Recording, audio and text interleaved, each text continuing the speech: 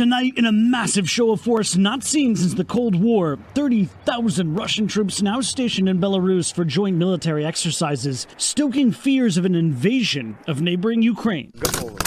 Belarusian paratroopers carrying out shooting exercises in the dead of night, preparing for full-scale war games with Russia starting tomorrow. Heavy artillery, including 2 battalions of S-400 surface-to-air missile systems and 12 fighter jets, brought in for the drills which Russia is calling Allied Resolve. But the US and NATO warning these drills could all be a thinly veiled diversion and an excuse to move troops closer to Kyiv, Ukraine's capital, which sits less than 90 miles from the Belarus border.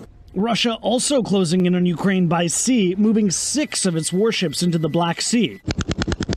NATO forces bolstering their presence in the region, holding war games of their own in Estonia in an attempt to deter a Russian invasion.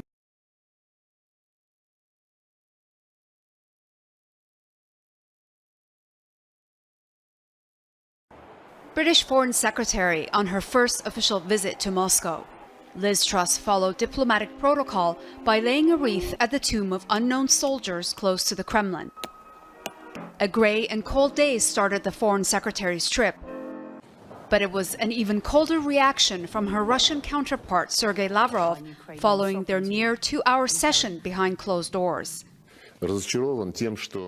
I'm disillusioned about the fact that our conversation is like between a mute person and a deaf person. Demands to remove Russian troops from Russian territory kept coming up during all negotiations. It is regrettable. As for ideologies, ultimatums and threats, this is a dead-end street and yield nothing.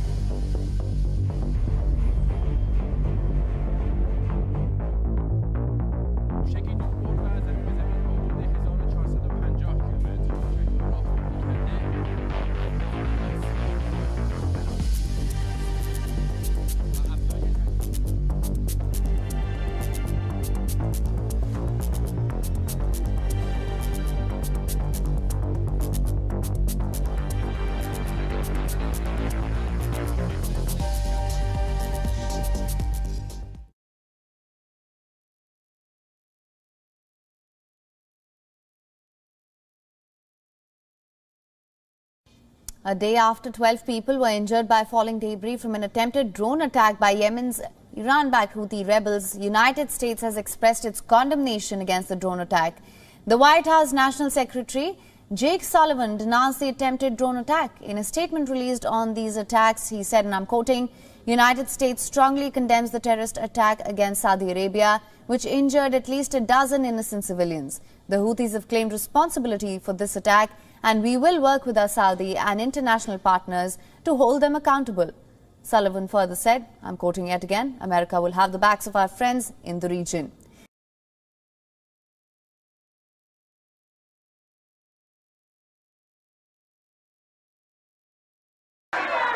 A highly divisive issue in Bolivia, the trial of former interim President Jeanine Anez.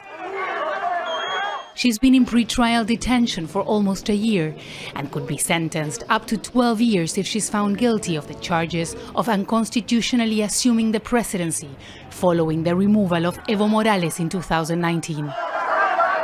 Even though the trial was suspended at last minute, outside the courthouse, her supporters say the trial is a sign of revenge by the current administration of Luis Arce. But not everyone agrees. Government supporters say Anez has to be tried for the alleged human rights abuses she committed while she was in office, when over 20 people were killed in protests.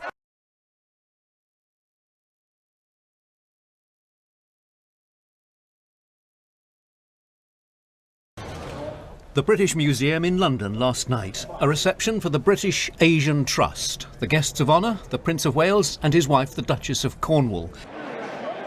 Everyone was shaking hands quite freely. Among the guests the Prince met and shook hands with was the Chancellor of the Exchequer, Rishi Sunak. Roughly 12 hours after these pictures were taken this morning, Charles took a routine COVID test. It was positive. It's the second time he's caught COVID. He's triple vaccinated. He's thought to be coping well. But 2 days ago, Charles was presiding at an investiture at Windsor Castle, and while he was there, he met the Queen. She'd just returned from Sandringham, where she'd been seen in good spirits at the weekend, marking the 70th anniversary of her accession to the throne. So, inevitably, a concern. Might she have contracted COVID during the meeting with the Prince of Wales?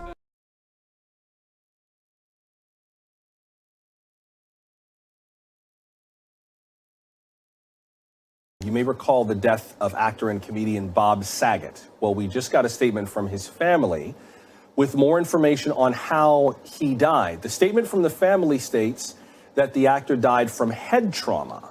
They write, quote, "The authorities have determined that Bob passed from head trauma. They've concluded that he accidentally hit the back of his head on something, thought nothing of it, and went to sleep. No drugs or alcohol were involved," unquote. Now, the details of how they found this out or why he might have hit his head are not part of the statement. That part remains unclear, and the family is asking for privacy, understandably. We remember Bob Saget, of course, as Danny Tanner on the sitcom Full House. You remember him from America's Funniest Home Videos and from some blisteringly funny stand-up sets that were anything but family-friendly.